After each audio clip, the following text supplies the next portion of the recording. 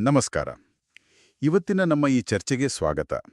ನಮ್ಮಲ್ಲಿ ಹೆಚ್ಚಿನವರು ಅಂದ್ರೆ ಚಿಕ್ಕವರಿದ್ದಾಗ ಸಂಧ್ಯಾವಂದನೆ ಅಂತಹ ಆಚರಣೆಗಳನ್ನ ಕಲ್ತಿರ್ತೇವಲ್ವಾ? ಹೌದು, ಖಂಡಿತ. ಪದ್ಧತಿ ಅಂತಲೋ ಅಥವಾ ಹಿರಿಯರು ಹೇಳಿದ್ದಾರೆ ಅಂತಲೋ ಒಂಥರ ಅಭ್ಯಾಸ ಬಲದಿಂದಲೋ ಮಾಡ್ತಾ ಬಂದಿರ್ತೇವೆ. ಆದ್ರೆ ಏನು ಮಾಡ್ತಿದ್ದೀವಿ ಅನ್ನೋದರ ಜೊತೆಗೆ ಯಾಕೆ ಮಾಡ್ತಿದ್ದೀವಿ ಅಂತ ನಾವು ನಿಜವಾಗ್ಲೂ ಯೋಚನೆ ಮಾಡಿದೀವಾ? ಬಹಳ ಮುಖ್ಯವಾದ ಪ್ರಶ್ನೆ ಅದು. ಆ ಕ್ರಿಯೆಯ ಹಿಂದಿನ ಅಂತರಾರ್ಥ ಏನು? ಈ ಪ್ರಶ್ನೆಗೆ ಉತ್ತರ ಹುಡುಕೋ ಒಂದು ಪ್ರಯತ್ನವೇ ಸಂಧ್ಯಾವಂದನೆಯ ಅಂತರಂಗ ಅನ್ನೋ ಈ ಬೃಹತ್ ಗ್ರಂಥ. ಇವತ್ತು ನಾವು ಈ ಪುಸ್ತಕದ ಕೆಲವು ಆಯ್ದ ಭಾಗಗಳನ್ನಷ್ಟೇ, ಅಂದ್ರೆ ಅದರ ಮುನ್ನುಡಿ, ಪೀಠಾಧಿಪತಿಗಳ ಆಶೀರ್ವಚನ ಮತ್ತು ವಿಷಯ ಸೂಚಿಯನ್ನ ಇಟ್ಕೊಂಡು ಚರ್ಚೆ ಮಾಡೋಣ. ಖಂಡಿತ. ಯಾಕಂದ್ರೆ ಇದು ಕೇವಲ ಒಂದು ಆಚರಣೆಯ ಕೈಪಿಡಿಯಲ್ಲ. ಇದು ಒಂದು ದೈನಂದಿನ ಅಭ್ಯಾಸವನ್ನ ಹೇಗೆ ಒಂದು ಆತ್ಮಾವಲೋಕನದ ಸಾಧನವನ್ನಾಗಿ ರೂಪಿಸಬಹುದು ಅನ್ನೋದನ್ನ ತೋರಿಸೋ ಒಂದು ಮಾರ್ಗದರ್ಶಿ. ಸರಿ, ಹಾಗಾದ್ರೆ ಈ ಒಂದು ಅದ್ಭುತ ಕೃತಿಯ ಹಿಂದೆ ಆ ಪ್ರೇರಣೆ ಏನು? ಯಾರು ಇದರ ಕರ್ತೃಗಳು ಅಂತ ಶುರು ಮಾಡೋಣ ಅಲ್ವಾ? ಹೌದು. ಇದರ ಲೇಖಕರು ಶಿವಮೊಗ್ಗದ ಶ್ರೀ ವಿಜಯೇಂದ್ರ ರಾಮನಾಥ ಭಟ್ರು. ಹೌದು. ಮೂಲಗಳ ಪ್ರಕಾರ ಸಮಾಜದ ಹಿತಕ್ಕೋಸ್ಕರ ಸಂಧ್ಯಾವಂದನೆಯ ಮಹತ್ವವನ್ನ ಸಾರುವುದೇ ಇದರ ಮುಖ್ಯ ಉದ್ದೇಶ ಅಂತ ಹೇಳಲಾಗಿದೆ. ಆದರೆ ಮುನ್ನುಡಿಯಲ್ಲಿ ನನಗೆ ನಿಜವಾಗಿಯೂ ಗಮನ ಸೆಳೆದ ಒಂದು ಅಂಶ ಇದೆ. ಓ, ಯಾವುದು? ಲೇಖಕರು ಈ ಬೃಹತ್ ಗ್ರಂಥವನ್ನ ತಮ್ಮ ಪೂಜ್ಯ ತಂದೆತಾಯಿಗಳಾದ ವೇದಮೂರ್ತಿ ಶ್ರೀಯುತ ರಾಮನಾಥಪ್ಪಯ್ಯ ಭಟ್ಟ ಮತ್ತು ಶ್ರೀಮತಿ ಲೀಲಾವತಿ ಭಟ್ಟರ ಸ್ಮರಣೆಗೆ ಅರ್ಪಿಸಿದ್ದಾರೆ. ಅಡಿಟಿಪ್ಪಣಿಯಲ್ಲಿ ಒಂದು ಮಾಹಿತಿ ಇದೆ. ಅವರ ತಂದೆಯವರು ತಮ್ಮ 14ನೇ ವಯಸ್ಸಿನಿಂದ ಹಿಡಿದು ತಮ್ಮ ಪೂರ್ಣ ಆಯುಷ್ಯವನ್ನ ಶ್ರೀ ವೀರವಿಠಲ ದೇವಸ್ಥಾನದಲ್ಲಿ ಅರ್ಚಕರಾಗಿ ಸೇವೆ ಸಲ್ಲಿಸಿದ್ರಂತೆ. ಇದು ಕೇಳಿದಾಗ ಇದು ಕೇವಲ ಒಂದು ಶೈಕ್ಷಣಿಕ ಕೃತಿಯಲ್ಲ, ಇದೊಂದು ವೈಯಕ್ತಿಕ ಶ್ರದ್ಧಾಂಜಲಿ, ಒಂದು ಪರಂಪರೆಯ ಮುಂದುವರಿಕೆ ಅನ್ನೋ ಭಾವನೆ ಮೂಡಿಸುತ್ತೆ. ನೀವು ಹೇಳಿದ್ದು ಬಹಳ ಮುಖ್ಯವಾದ ಮಾತು. ಆ ಸಮರ್ಪಣಾ ಭಾವವೇ ಈ ಕೃತಿಯ ಆತ್ಮ ಅಂತ ಹೇಳ್ಬೋದು. ಇದರ ಜೊತೆಗೆ ಈ ಕೃತಿಯ ರಚನೆಯ ಹಿಂದೆ ಕೇವಲ ಲೇಖಕರ ಶ್ರಮ ಮಾತ್ರ ಇಲ್ಲ, ಒಂದು ದೊಡ್ಡ ಆಧ್ಯಾತ್ಮಿಕ ಮಾರ್ಗದರ್ಶನವೂ ಇದೆ. ಹೌದಾ? ಹೌದು. ಗೌಡ ಸಾರಸ್ವತ ಬ್ರಾಹ್ಮಣ ಸಮುದಾಯದ ಪವಿತ್ರ ಕೇಂದ್ರವಾದ ಶ್ರೀ ಸಂಸ್ಥಾನ ಗೋಕರ್ಣ ಪರ್ತಗಾಳಿ ಜೀವೋತ್ತಮ ಮಠಗ ಈಗಿನ ಪೀಠಾಧಿಪತಿಗಳಾದ ಪರಮ ಪೂಜ್ಯ ಶ್ರೀಮದ್ ವಿದ್ಯಾಧೀಶ ತೀರ್ಥ ಶ್ರೀಪಾದ ವಡೇರ ಸ್ವಾಮೀಜಿಯವರ ದಿವ್ಯ ಮಾರ್ಗದರ್ಶನ ಮತ್ತು ಆಶೀರ್ವಾದದೊಂದಿಗೆ ಈ ಕೃತಿ ರೂಪುಗೊಂಡಿದೆ. ಓ, ಹಾಗಾದ್ರೆ ಇದು ಕೇವಲ ಒಬ್ಬ ವ್ಯಕ್ತಿಯ ವ್ಯಾಖ್ಯಾನ ಅಲ್ಲ, ಬದಲಿಗೆ ಒಂದು ಪ್ರಮುಖ ಆಧ್ಯಾತ್ಮಿಕ ಸಂಸ್ಥೆಯ ಮುದ್ರೆಯೂ ಇದಕ್ಕಿದೆ ಅಂತಾಯ್ತು. ಖಂಡಿತ.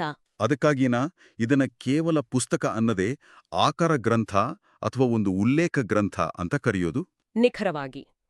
ಒಂದು ಸಂಸ್ಥೆಯ ಮುಖ್ಯಸ್ಥರ ಮಾರ್ಗದರ್ಶನ ಇರೋದ್ರಿಂದ ಇದು ಒಂದು ಅಧಿಕೃತ ಕೃತಿಯ ಸ್ಥಾನಮಾನವನ್ನ ಪಡೆಯುತ್ತೆ.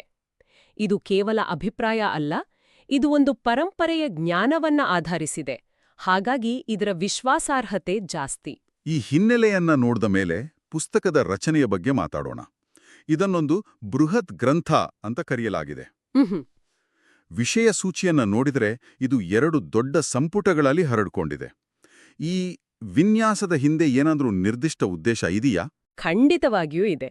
ಮತ್ತು ಈ ವಿನ್ಯಾಸವೇ ಈ ಗ್ರಂಥದ ಅತ್ಯಂತ ಆಳವಾದ ಒಳನೋಟವನ್ನ ನಮಗೆ ಕೊಡುತ್ತೆ. ಇದನ್ನ ಕೇವಲ 2 ಪುಸ್ತಕಗಳು ಅಂತ ನೋಡಬಾರ್ದು. ಇದನ್ನ ಹೇಗೇಳೋದು, ಕರ್ಮದಿಂದ ಜ್ಞಾನದ ಕಡೆಗೆ ಸಾಗುವ ಒಂದು ಆಧ್ಯಾತ್ಮಿಕ ಪಯಣದ 2 ಹಂತಗಳು ಅಂತ ನೋಡ್ಬೇಕು. ಕರ್ಮದಿಂದ ಜ್ಞಾನದ ಕಡೆಗೆ ಇದನ್ನ ಸ್ವಲ್ಪ ವಿವರಿಸಬಹುದಾ? ಖಂಡಿತ. ಮೊದಲನೇ ಸಂಪುಟ ಇದೆಯಲ್ಲ, ಅದಕ್ಕೆ ಭಕ್ತಿಯುಕ್ತ ಕರ್ಮಯೋಗ ಅಂತ ಹೆಸರಿಟ್ಟಿದ್ದಾರೆ. ಕರ್ಮಯೋಗ, ಸರಿ. ಹೌದು. ಅಂದ್ರೆ ಇದು ಹೆಚ್ಚಾಗಿ ಆಚರಣೆಯ ಭಾಗ, ಹೇಗೆ ಮಾಡಬೇಕು ಅನ್ನೋದ್ರ ಮೇಲೆ ಗಮನ ಕೊಡುತ್ತೆ. ಇದರಲ್ಲಿ ಆಚಮನ, ಪ್ರಾಣಾಯಾಮ, ಸಂಕಲ್ಪ, ಪ್ರೋಕ್ಷಣೆ, ಅರ್ಘ್ಯಪ್ರದಾನ ಮತ್ತು ಗಾಯತ್ರಿ ಜಪದಂತಹ ಸುಮಾರು 12 ಪ್ರಮುಖ ಹಂತಗಳನ್ನ ವಿವರವಾಗಿ ವಿವರಿಸಲಾಗಿದೆ. ಓ, ಅಡಿಪಾಯದ ರೀತಿ. ಅದೇ, ಇಲ್ಲಿ ಮಂತ್ರಗಳು, ಅವುಗಳ ಅರ್ಥ ಮತ್ತು ಕ್ರಿಯಾವಿಧಿಗಳಿಗೆ ಒತ್ತು ನೀಡಲಾಗಿದೆ. ಸರಿ, ಇದು ಆರಂಭಿಕರಿಗೆ ಬಹಳ ಉಪಯುಕ್ತ ಅನ್ಸುತ್ತೆ. ಹಾಗಾದ್ರೆ 2ನೇ ಸಂಪುಟ? 2ನೇ ಸಂಪುಟಕ್ಕೆ ಭಕ್ತಿಯುಕ್ತ ಜ್ಞಾನಯೋಗ ಅಂತ ಹೆಸರು. ಜ್ಞಾನಯೋಗ. ಹೌದು. ಇದು ಯಾಕೆ ಮಾಡಬೇಕು ಮತ್ತು ಅದರ ಆಂತರ್ಯವೇನು ಅನ್ನೋದ್ರ ಮೇಲೆ ಗಮನ ಹರಿಸುತ್ತೆ. ಇದು ಚಿಂತನೆ ಮತ್ತು ಅನುಸಂಧಾನದ ಭಾಗ. ಅನುಸಂಧಾನ. ಗಾಯತ್ರಿ ಜಪದ ಅನುಸಂಧಾನ, ಗಾಯತ್ರಿ ಮತ್ತು ಭಗವದ್ರೂಪಗಳು, ಗಾಯತ್ರಿ ಮತ್ತು ಪ್ರಾರ್ಥನೆಯ ಹಿಂದಿನ ತತ್ವಗಳು, ಹೀಗೆ ಆಳವಾದ ತಾತ್ವಿಕ ವಿಚಾರಗಳನ್ನ ಇದು ಒಳಗೊಂಡಿದೆ. ಇದು ಕೇವಲ ಮಾಡುವುದರಿಂದ ತಿಳಿದುಕೊಳ್ಳುವ ಮತ್ತು ಅನುಭವಿಸುವ ಹಂತಕ್ಕೆ ಸಾಧಕನನ್ನ ಕರೆದೊಯ್ಯುತ್ತೆ. ಅಂದ್ರೆ ಲೇಖಕರು ಉದ್ದೇಶಪೂರ್ವಕವಾಗಿ ಹೇಗೆ ಮಾಡಬೇಕು ಅನ್ನೋದನ್ನ ಯಾಕೆ ಮಾಡಬೇಕು ಅನ್ನೋದರಿಂದ ಬೇರ್ಪಡಿಸಿದ್ದಾರೆ. ಇದು ಯಾಕೆ ಹೀಗೆ? ಯಾಕಂದ್ರೆ ಹೆಚ್ಚಿನ ಜನರು ಈ ಕರ್ಮ ಅಥವಾ ಕ್ರಿಯೆ ಭಾಗದಲ್ಲೇ ಸಿಲ್ಕೊಂಡ್ಬಿಡ್ತಾರಲ್ವಾ?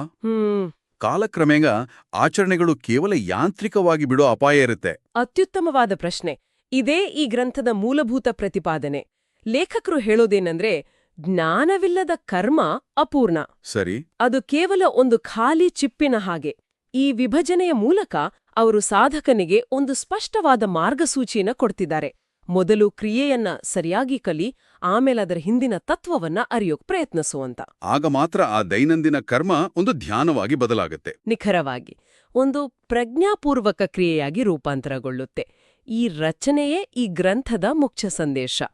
ಕ್ರಿಯೆಯು ಜ್ಞಾನದಲ್ಲಿ ಪರ್ಯವಸಾನಗೊಳ್ಳಬೇಕು. ನೀವು ಅನುಸಂಧಾನ ಅನ್ನೋ ಪದವನ್ನ ಬಳಸ್ತ್ರಿ.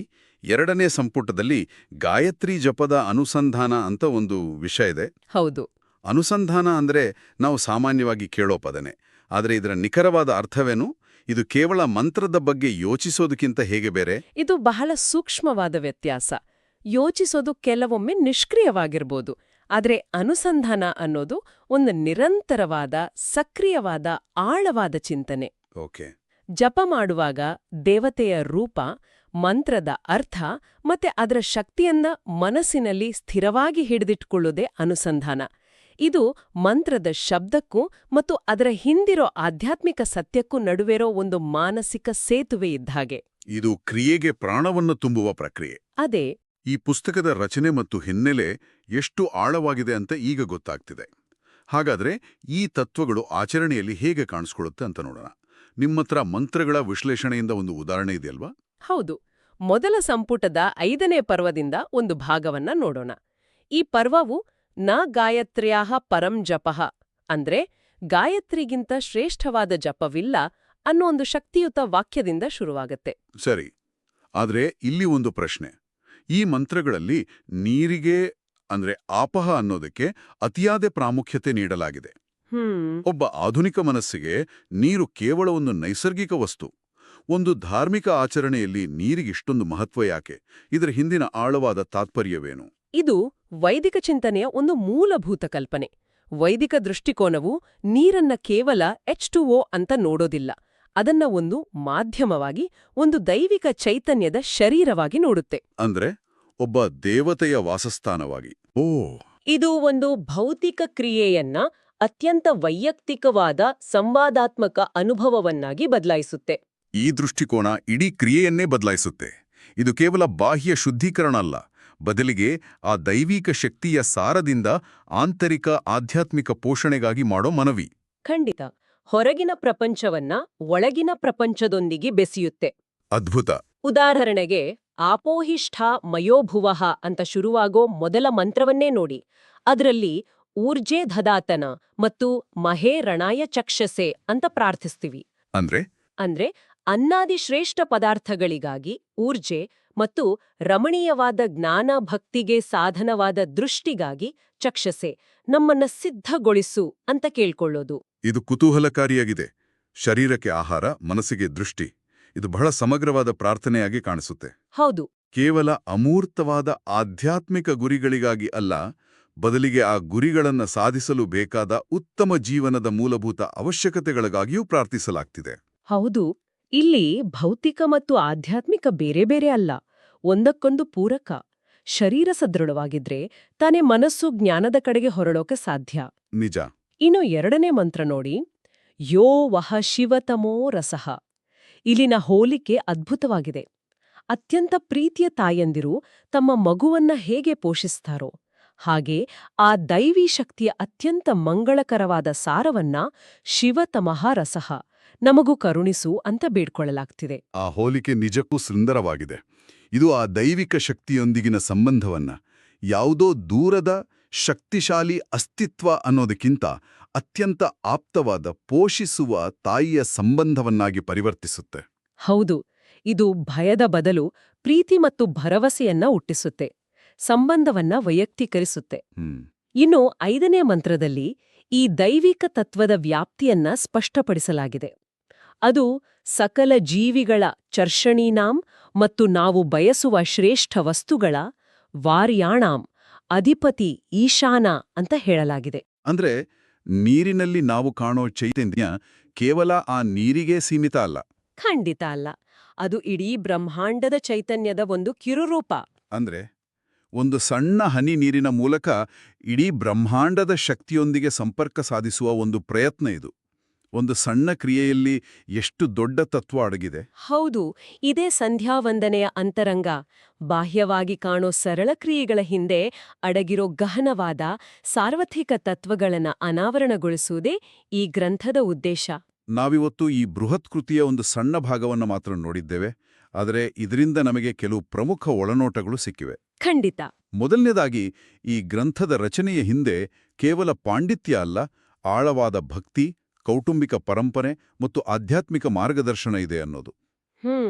ಎರಡನೇದಾಗಿ, ಸಾಧಕನನ್ನ ಯಾಂತ್ರಿಕ ಕ್ರಿಯೆಯಿಂದ ಪ್ರಜ್ಞಾಪೂರ್ವಕ ಜ್ಞಾನದ ಕಡೆಗೆ ಕರೆದೊಯ್ಯುವ ಅದರ ತಾರ್ಕಿಕ ವಿನ್ಯಾಸ, ಅಂದ್ರೆ ಕರ್ಮಯೋಗ ಮತ್ತು ಜ್ಞಾನಯೋಗದ ವಿಂಗಡಣೆ. ಹೌದು. ಮತ್ತು ಮೂರನೇದಾಗಿ, ಪ್ರಾಚೀನ ಮಂತ್ರಗಳಲ್ಲಿ ಅಡಗಿರೋ ತಾತ್ವಿಕ ಆಳವನ್ನ ಇದು ಹೇಗೆ ಹೊರತೆಗೆಯುತ್ತೆ ಅನ್ನೋದರ ಒಂದು ಸಣ್ಣ ತುಣುಕನ್ನ ನಾವು ನೋಡಿದ್ದೇವೆ. ಒಟ್ಟಾರೆಯಾಗಿ ಹೇಳೋದಾದ್ರೆ, ಈ ಗ್ರಂಥವು ಕೇವಲ ಒಂದು ಕ್ರಿಯಾವಿಧಿಗಳ ಕೈಪಿಡಿಯಲ್ಲ. ಇದು ಸಂಧ್ಯಾವಂದನೆಯ ಬಾಹ್ಯ ಕ್ರಿಯೆಯನ್ನ ಅದರ ಆಂತರಿಕ ಆಧ್ಯಾತ್ಮಿಕ ಮಹತ್ವದೊಂದಿಗೆ ಜೋಡಿಸೋ ಒಂದು ಗಂಭೀರ ಮತ್ತು ಸಮಗ್ರ ಪ್ರಯತ್ನ.